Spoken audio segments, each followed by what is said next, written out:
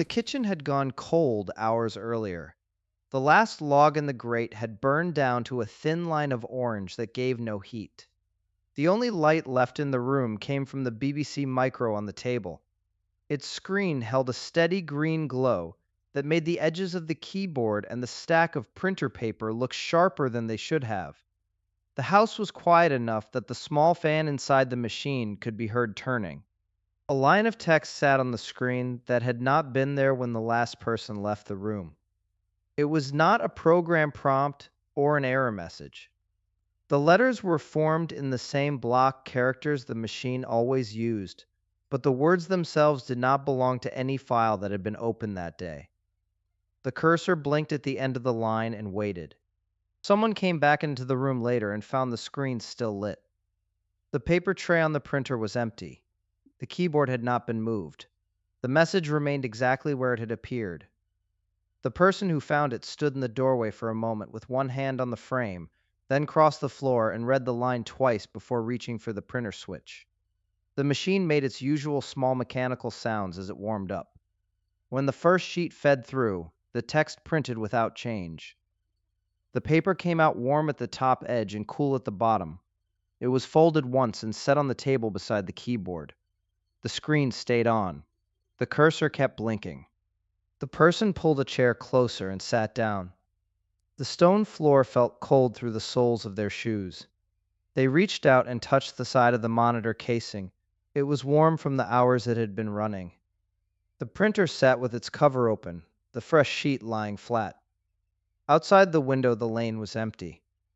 The stone wall that ran along the garden held the last of the day's light in its rough surface. Inside, the only movement was the slow blink of the cursor against the green field. The room smelled of cold stone and the faint plastic scent that always rose from the machine after it had been running for hours. They turned the monitor off. The room went dark at once. The fan inside the case kept turning for another minute, then stopped. Later, when the monitor was switched back on, another line had appeared beneath the first. The new text followed the same block lettering. It sat on the screen as if it had been waiting for the machine to be powered up again. The person who found it stood at the table with both hands resting on the edge and watched the cursor move to the end of the second line. They fed another sheet into the printer and watched the same two lines come out on the paper. The printed sheet was placed on top of the first one. The room remained quiet except for the fan. The walls of the cottage were thick enough that no sound from the lane reached inside once the door was closed. The only light now came from the screen itself. The person who stood at the table reached out once more and touched the keyboard without pressing any keys. The cursor continued its steady rhythm. The printed sheets lay on the table, one on top of the other, the top edge of the uppermost sheet still slightly warm. The fan kept turning. The message on the screen did not change. Meadow Cottage stood on a narrow lane in Dodleston, Cheshire, in the middle of the 1980s. The building was low and built of the same red sandstone that marked most of the older houses in the village. Its windows were small and set deep in thick walls. The roof carried a heavy covering of slate that had been repaired in places with newer tiles that did not quite match the older ones. Inside, the rooms followed the original plan. A main living space with a fireplace at one end, a smaller kitchen behind it, and a narrow staircase that led to two bedrooms above. The floors were uneven. Doors hung slightly out of true on their hinges. Ken Webster and his partner moved into the cottage with their belongings already sorted into boxes. They carried the BBC Micro in last, wrapped in an old blanket, and set it on a table in the kitchen near the window that looked out onto the garden and the lane beyond. The machine needed a monitor and a dot matrix printer, so they placed those beside it. Cables ran along the edge of the table and down to a power strip on the floor. They left the computer on for long stretches because the programs they used sometimes took time to load, and because it was simpler to leave it running than to shut it down and start it again each day. The cottage had stood on that plot for centuries. The beams in the ceiling were original. The plaster on the walls showed the marks of many repairs. When the wind came from the north, it moved through the chimney and made a low sound that could be heard in every room. The garden behind the house ran to a low wall, and then to fields that had been worked for generations. The lane itself was narrow enough that two cars could not pass without one pulling onto the grass verge.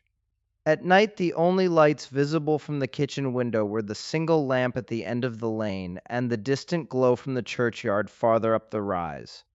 They arranged the rest of the kitchen around the machine. A kettle stayed on the stove.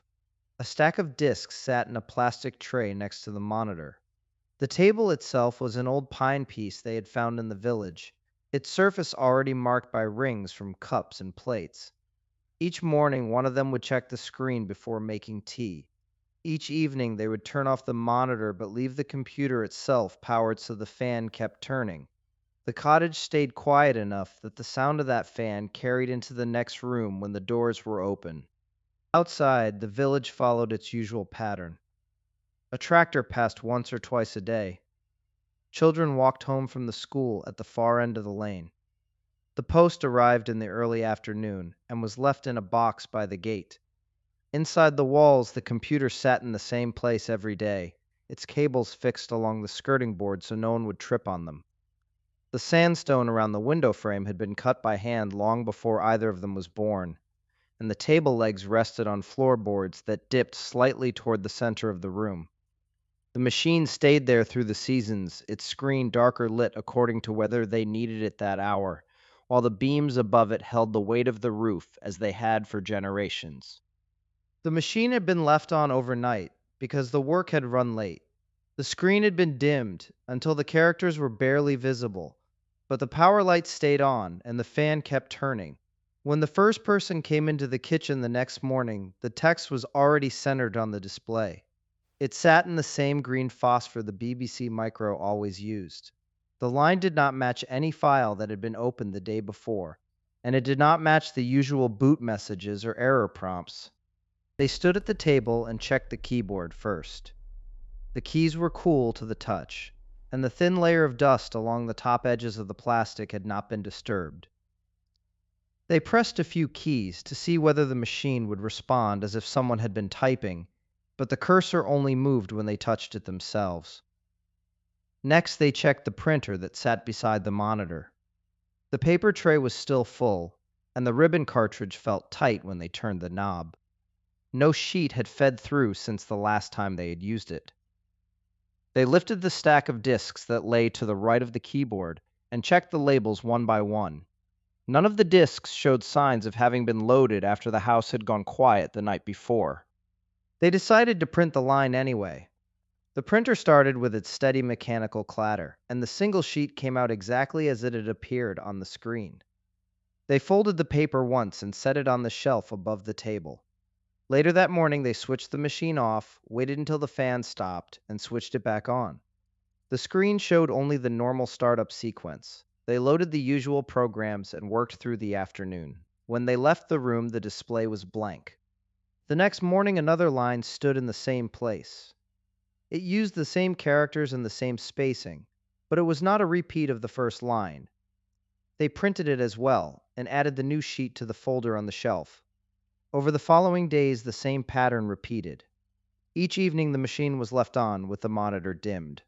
Each morning, in the account Webster later gave, a fresh line waited on the screen. They checked the ordinary things a household would check first. Whether someone had been at the keyboard, whether a disk had been left in the drive, whether the words matched anything they had typed before. The answer they kept returning to was not a clean technical answer. It was only that the text did not behave like a normal file they remembered creating. The room stayed cold in the mornings. The stone floor kept the chill from the night before, and the only warmth came from the small electric heater they switched on when they sat down to work. The heater ticked as the element warmed. The computer fan ran quieter than the heater, but in the still air the sound of the fan was still noticeable once the heater had settled. They began leaving the heater on a low setting through the night so the room would not feel quite so cold when they returned in the morning. The text continued to appear on the screen regardless. The messages that followed used older spellings and older forms of address. The words referred to the cottage as if it belonged to the person writing them. They spoke of fields and of a road that ran past the house. They mentioned a church that stood on the same ground it still occupied. The tone was not that of someone leaving a note for strangers. It was the tone of someone who expected the house to be empty and who found it occupied instead. The name that appeared in the messages was Lucas. The messages said the house had once been his. They said the land around it had been worked by his family. They asked who the present occupants were and why they were there. The questions were direct. They did not come with explanations or with any account of how the words were reaching the screen. They simply appeared between one evening and the next morning. The cottage stood on ground that had been recorded in parish registers and local histories for hundreds of years. The church a short distance up the lane held records of baptisms, marriages, and burials that reached back toward the period the messages claimed to know. The fields beyond the garden wall appeared in older maps under names and boundaries that had shifted over time. The messages seemed to point toward that older landscape, but the pointing was never clean enough to become proof. It gave the household a reason to leave the screen and go looking through paper. Each morning, someone came into the kitchen and checked the screen first. If new lines were there, they were printed before the kettle was put on. The printouts were folded and placed in a folder kept on the shelf beside the machine. Over several weeks, the folder grew heavier. The paper inside carried the same green ink on every sheet. The room remained the same. The walls did not change. The beams overhead stayed where they had always been. The language in the line stayed consistent. It described the house as it would have been seen from the road that passed the front gate. It spoke of the fields that lay behind the garden as places that had been plowed and sown by the same hands for years. It made no reference to any other buildings that stood nearby in the present day. When the occupants moved through the rooms, the next line sometimes asked why furniture had been placed where no furniture had stood before. The questions arrived without any greeting and without any sign that the writer understood the machine was being used by people who had not been there when the house was first built. The beams that ran across the ceiling were mentioned once. The messages described them as newly cut and still pale. They asked why tools had been left against the wall near the hearth when no work was being done on the roof. The people living there checked the beams. The wood was dark with age and smoke. No fresh cuts showed anywhere along their length. The road outside was now a narrow lane with modern surfacing. The messages continued to treat it as an unpaved track that carts used to reach the fields. The church records were consulted one afternoon. Someone walked up the lane with a notebook and returned with names copied from the register for the years, around 1540. No entry matched the name Lucas exactly, though several similar names appeared in the burial list for that decade. The messages did not change after this. They kept arriving on the screen in the same green characters. They kept referring to the cottage as a place that should have been empty at night. The folder of printouts was moved to the table each evening, so the screen could be watched while supper was prepared. Sometimes the screen stayed blank until morning. Sometimes a new line appeared while someone sat nearby. The line would stay on the screen until it was printed and added to the others. The routine settled into checking the machine at the start and end of each day, printing what appeared and returning the folder to its place on the shelf. The beams overhead remained unchanged. The fields beyond the wall stayed the same shape they had held on the old maps. They began to type replies on the keyboard. The first replies were short. They asked who was writing and how the messages were being sent. They waited for the screen to change. Sometimes the change came the next morning, sometimes it came after several days. The answers that appeared used the same older spellings. They continued to refer to the house as belonging to the sender. They asked questions in return about the people now living there and about the machine itself. The routine around the table changed. The computer was left on even when no one was working at it. The monitor was turned down, but not off. The printer was kept loaded with paper. When a new line appeared, it was printed at once, so that the screen could be cleared for the next reply. The printed sheets were dated by hand on the back and added to the folder in order. The folder was kept on the shelf above the table where it could be reached without moving the keyboard. The lag between a typed question and a reply on the screen could be a single night or several nights. The replies did not always address the question that had been asked. Sometimes they repeated an earlier point or asked a new question of their own. The people at the table learned to wait without expecting an immediate answer. They worked at other tasks in the room while the machine sat with its cursor blinking. The fan inside the case continued its low, steady sound. The room stayed cold in the mornings and warmed only when the heater was switched on or when someone lit the fire in the grate. Each evening, someone would sit at the table and type a line or two. The words stayed on the screen until the machine was turned off. In the morning, the first person awake would check the screen before making tea. If new text had appeared, they would print it, write the date on the back, and place the sheet in the folder. If nothing had changed, they would leave the cursor blinking and go about the day. The folder grew thicker with each printed page. The stack sat on the shelf in the order the sheets had been added. They tried different questions on different nights. One evening they asked about the fields that had once been visible from the windows. Another evening they asked about the road that passed the cottage. The replies that came later mentioned the same fields and the same road. The answers still used the older spellings and still spoke as if the house had not changed hands. The people typing began to keep a list of what they had asked and when they had asked it. They checked the list against the printed sheets to see which questions had been answered and which had been left alone. The printer sat at the end of the table. Its paper tray was refilled each afternoon. When a new block of text appeared, they would press the print key and listen to the machine feed the sheet through. The sound was loud in the quiet room. Once the page was out, they would turn it over, write the date, and add it to the folder. The screen would then be cleared, so the next reply could be read without the earlier lines in the way.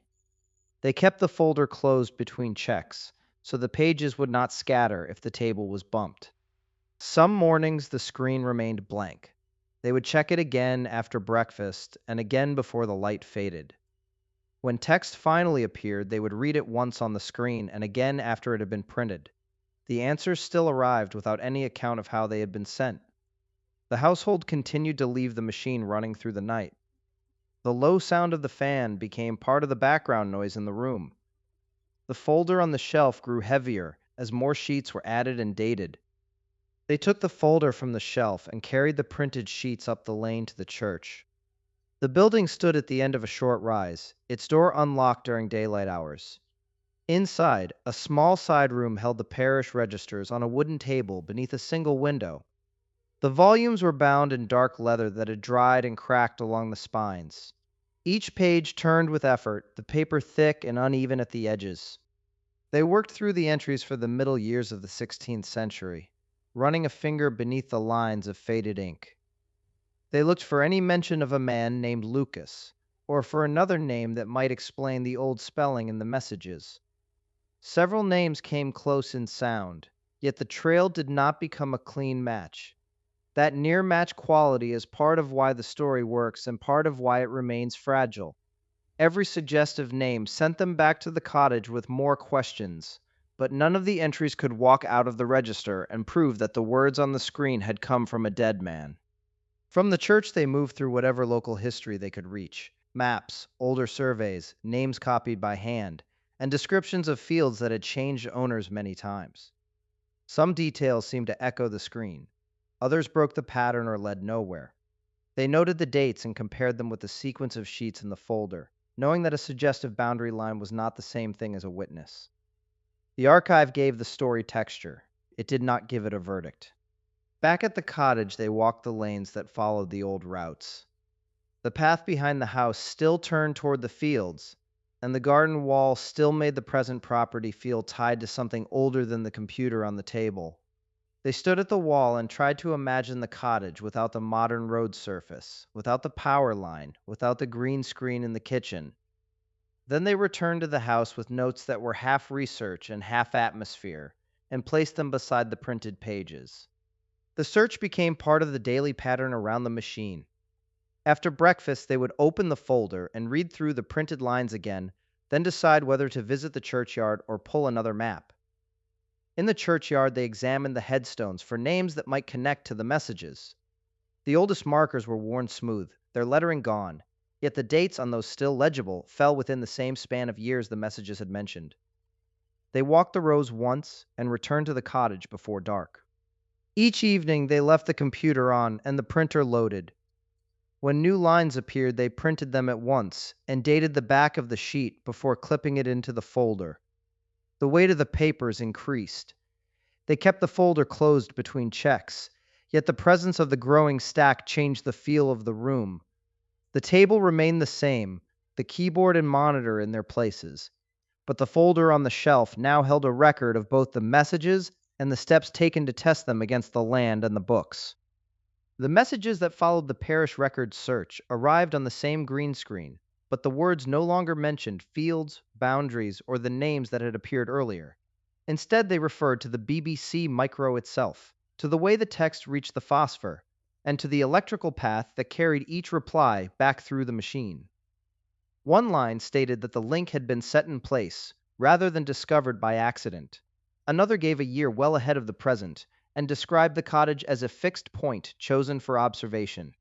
The spelling stayed modern and the sentences stayed short. They asked what programs were loaded that week and what the household had done with the machine the day before. Ken Webster sat at the table and typed an answer each time the cursor stopped. The printer beside the monitor fed out another sheet, the same green ink settling across the paper as the text on the screen. He dated the back of each sheet in pencil and placed it in the folder already on the shelf. The fan inside the computer case kept its low, steady note.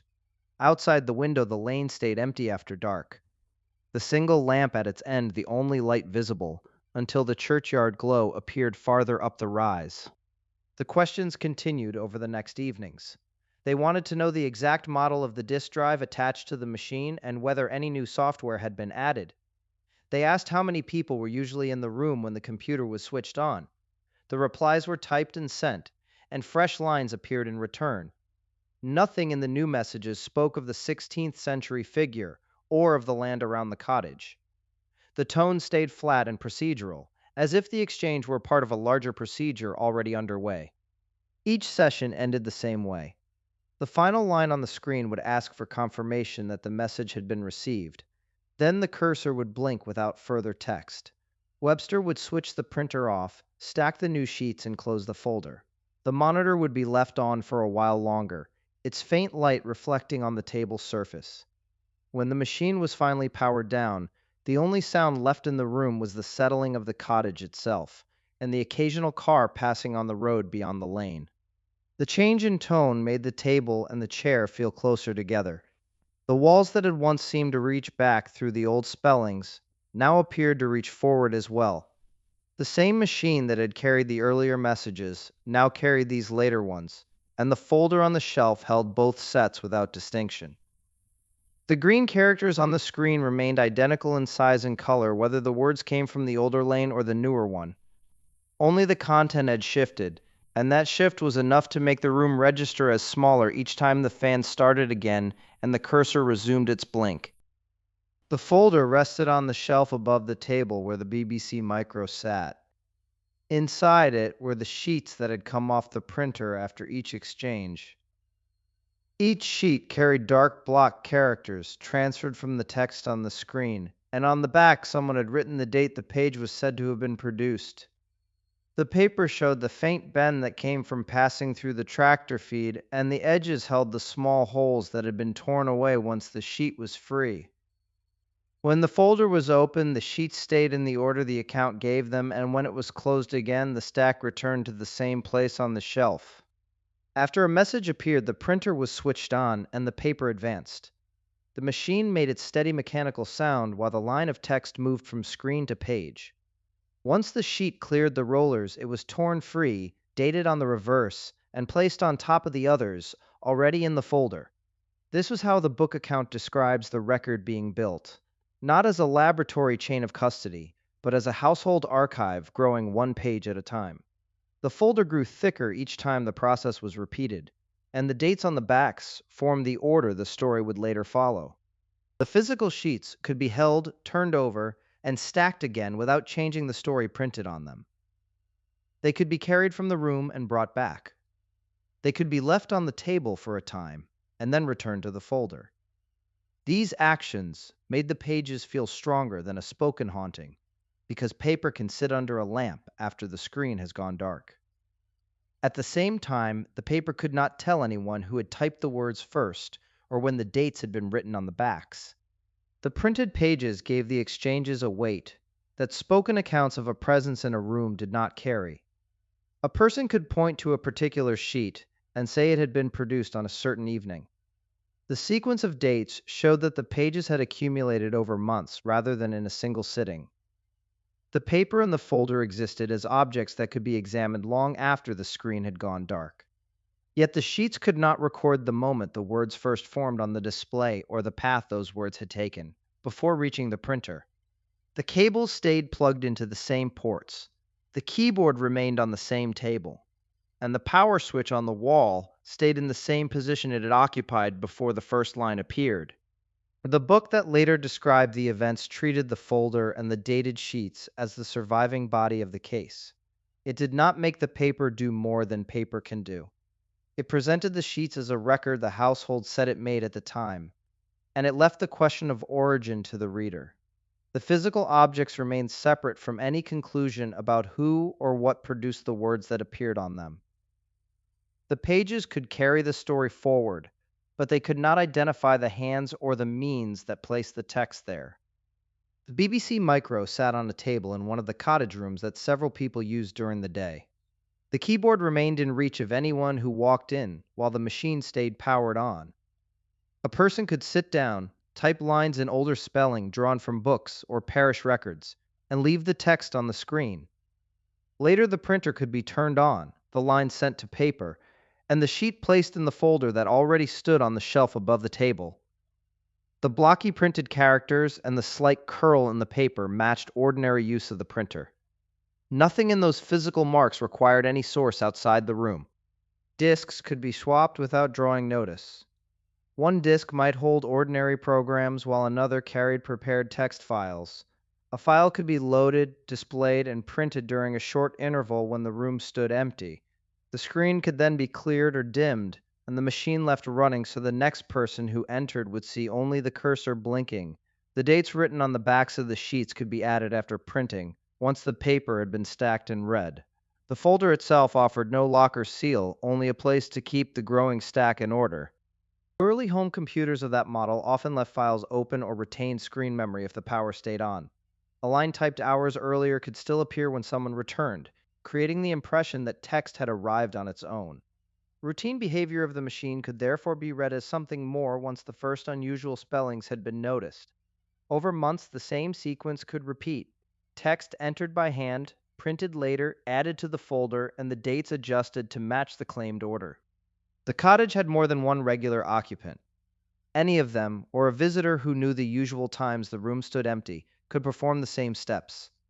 No additional equipment or outside connection was needed beyond what already sat on the table and the records available in the village. The lane outside remained narrow enough that someone could enter and leave without being seen from the main road. The walls and the single window gave no sign of disturbance after the fact. When the account later appeared in print, the printed sheets and the dated folder supplied a ready-made record that matched the published sequence. Memory of the events could then align with the written version, because the physical objects already existed in that order. The story carried emotional weight for those who handled the folder and watched the screen, yet the same objects could be produced by ordinary hands working at ordinary times. The keyboard, the discs, the printer, and the shelf supplied every surface required for the messages to reach paper without any further explanation. When the messages stopped, the machine stayed powered on through the rest of that week and into the next. The screen remained blank except for the steady green cursor at the lower left. No new lines appeared overnight. The printer stayed covered, its switch in the off position. The folder on the shelf above held only the sheets already printed earlier. Each morning the heater was turned up in the kitchen. Someone crossed the room to open the curtains, letting in the flat winter light from the garden. The BBC Micro sat where it had been placed, its fan running at the same low speed. In the evenings the fire was laid in the grate with coal and sticks brought in from the shed. The room warmed, and the monitor kept its faint glow against the darker wall. Days passed with ordinary use of the table. Papers were moved aside to make space for a meal. The keyboard was pushed back when it was not needed.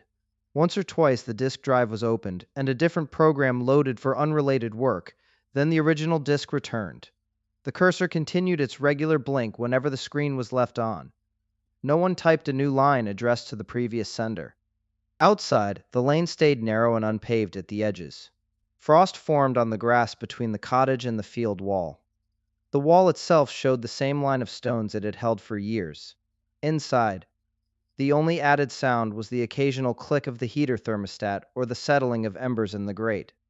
After several more weeks, the machine was finally switched off at the end of an evening. The room went quiet except for the small sounds of the house itself. The monitor cooled, the cursor light disappeared.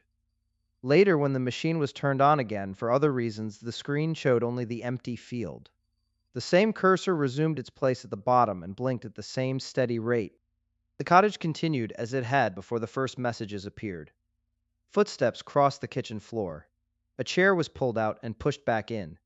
The keyboard made its usual soft clicks when letters were struck for ordinary notes or addresses. The walls around the room remained the same thick stone that had stood long before the table or the computer had been brought inside.